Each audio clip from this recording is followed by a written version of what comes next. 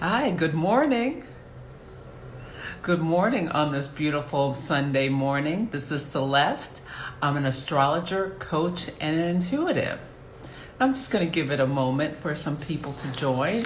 But while we're waiting, let's talk about what's going on in the sky today with our favorite luminaries, the sun and the moon. So the sun is still in Aquarius, and it'll be here for another 20 days or so. No, it's not that long. Anyway, the sun is still in Aquarius and the moon is in Virgo. So we know that Aquarius is about seeing our bigger vision, and the Virgo energy is about refining things. It's a perfect time to edit, skim away what is not needed, organizing, and that sort of thing. So when you're thinking about your vision, it's time to take a look at it and maybe pare down a little bit about what is not needed. These energies are what's called quincunx, and that means that they have really nothing in common, but they're really interested in each other. So Aquarius is a fixed and air energy, and Virgo is an earth and mutable energy. So there's nothing in common there. So you can use these energies today to organize as well. I think it's a great day if you want to do some mundane tasks that just need to be done. It's the perfect energy. I love the Virgo moon. I get the most done when it's in Virgo. So today I'm going to talk about thoughts on the current transits and the moon energy, and then I'll pick 3 cards for the week. So while we're getting ready, I want to make just a few reminders. So sign up for my newsletter. You get extra goodies on my newsletter. I think I'm going to do a video series, so you have to be on my newsletter to get that. So don't forget to sign up. The link in my bio will take you to my website where you can do that, as well as you can grab my free Sync with the Energies of the Moon guide and enter that monthly Astro Oracle drawing. I did that for Canvas Bananas yesterday, and it was such a beautiful experience. So let's talk about the week energies. So yesterday, Mercury went into retrograde. And, these retrogrades are feared, but they happen with regularity 3 times a year in the same element. So the last couple of years they've been in water, and now they're going to be an air sign. So we have Mercury going retrograde in the sign of Aquarius. This is at the sign when it's at its most powerful. It is an invited guest. It's what's called exalted. Mercury is about our mental processes, how we think and communicate, and Aquarius is the sign of invention and innovation, and it's future pacing. So of course the mental processes are at their highest level in the sign of the genius. And this is one of the reasons I'm a little concerned that this retrograde could be somewhat disruptive to communications, where the internet is in the sign of its invention. So it's going to be having its Saturn return. I need to look at the exact degree in Aquarius where Saturn is now. So I think we can see a lot of things, or maybe about laws about the internet, or it could be other things, just like outages and stuff. So, think about what would you do if the internet was out for, I don't know, a week? Maybe make sure you have a book at home to read, and don't just rely on, the TV and other things that require, this communication. So also vaccine distribution, we may be seeing more hiccups about that. But what I'm hoping will happen, because this is also the sign of, inventions, and with going backward, that maybe we'll find some older inventions and repurpose them. Also during this time, we'll have the impeachment trial. So that is a review of actions that happened on January 6th. But so just, back up everything. Be careful about appointments. I was supposed to get my hair done on Friday. The first time in my entire life I got the appointment, I screwed up the appointment date, and it's not till next Friday. So I will struggle through another week, and then I will be getting my hair done. So next, the big theme of this week is about Saturn square Uranus. It's a big theme of this year, not just this week. So I wanted to take a little time to dive deeper into this Saturn and Uranus theme. So they're both in fixed signs. Both Taurus and Aquarius are fixed energies. So really to ground in and hold on and maintain to their point. So when planets are in the square formation, this 90-degree angle, there is tension. They are at cross purposes with wanting different things. So let's dive into each of the planets. So Saturn is about boundaries. It is about rules, regulations, it's tradition, it's structures. I think of Saturn as like the brick wall. It is what it is. And Uranus is the great awakener. So it's the great awakener meets the brick wall. So Uranus also, it's a lightning strike. The great awakener, the lightning strike, it's like sudden changes, like innovations.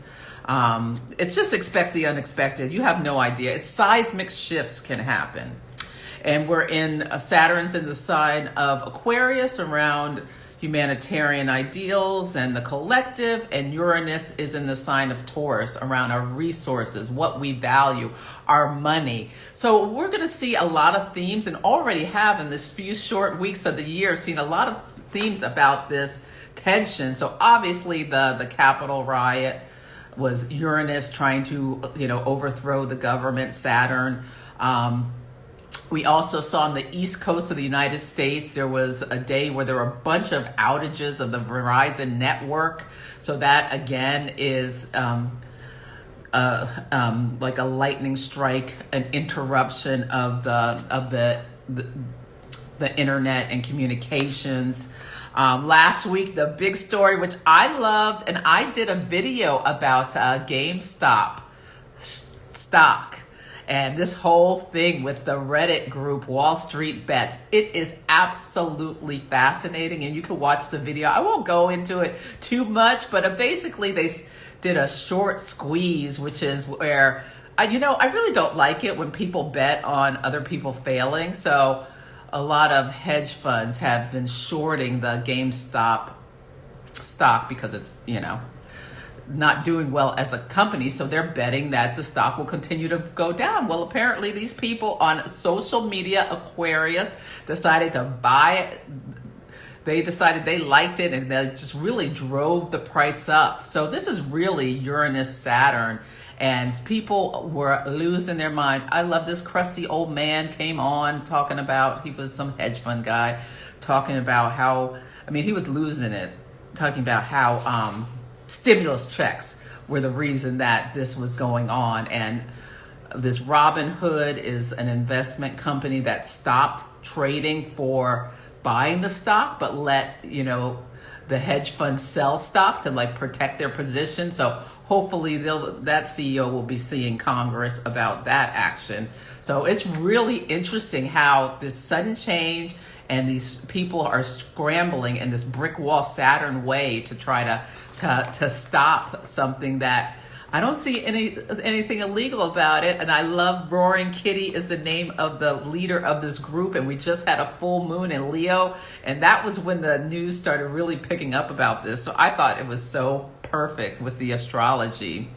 The other thing we're seeing is in the Netherlands. So the people, I guess they're tired of being cooped up and are out in the streets, and a certain amount of people are going crazy and rioting in the Netherlands, which is just bonkers. I worked for a Dutch company for 7 years, and they are it's a Germanic society. They're very orderly, rule focused, and it is just wild that we are having this Uranian revolution in the streets. They're breaking into businesses.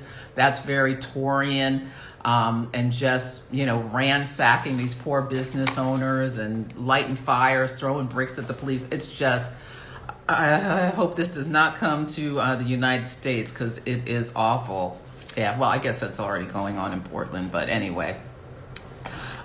This seems to just be out of pent up energy. They don't have any real real issue.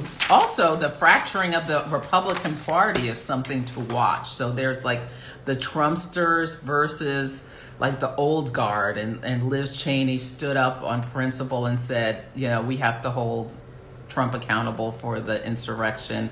And this Matt Gaetz from Florida, he's the guy who wore a gas mask making fun of COVID at the beginning, went to Wyoming, where she's from, and is like, I guess, rallying against her. We just had an election like 3 months ago. What are you rallying against? I mean, it's there's so much bonkers with our politics. It's so crazy. I'm not even going to get into the Jewish space lasers with that Georgia person. You can watch Saturday Night Live for more about Marjorie, whatever her name is. So yeah, so keep these Saturn square Uranus themes. Keep your eyes open for them. The actual first perfection is coming on February 17th. And it's when Uranus and when Mercury is still retrograde. So I'm a little worried about like big disruptions. It may just be Wall Street and radical insurrection against the government, but it may also include outages of the internet, distribution things. I read yesterday about pilots are really rusty and starting to take to the skies again. So I don't like that at all, because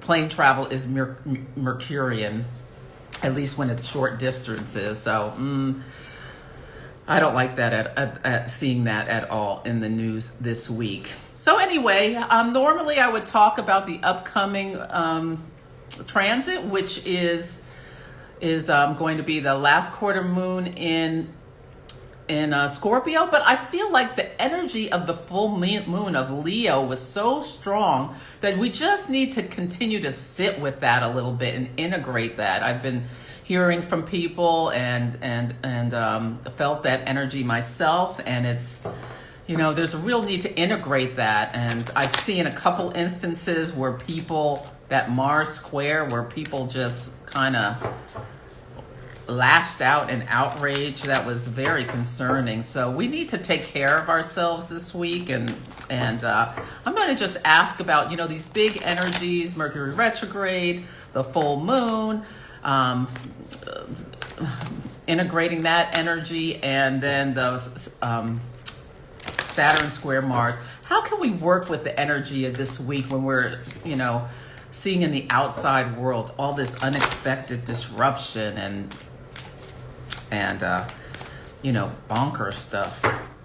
Okay, I'm gonna pull 3 cards. Let's see, what's the first card? Oh, the first card is the mending card, and it's in protection. And this is a perfect card for Mercury retrograde, because mending, when you need forgiveness, it's about something that happened in the past and having a chance to redo it. So how perfect. Let me read. It's in protection. I like to read them when they're in protection. And I should always point out that I'm using the Wisdom of the Oracle deck by Colette Baron Reed. I love her and love her decks. So let's see. Oh, yeah. It's about how loss helps us see ourselves as part of a larger scheme, and opening up to sympathy, empathy, and dependence on others. So this is so Aquarian. Yeah.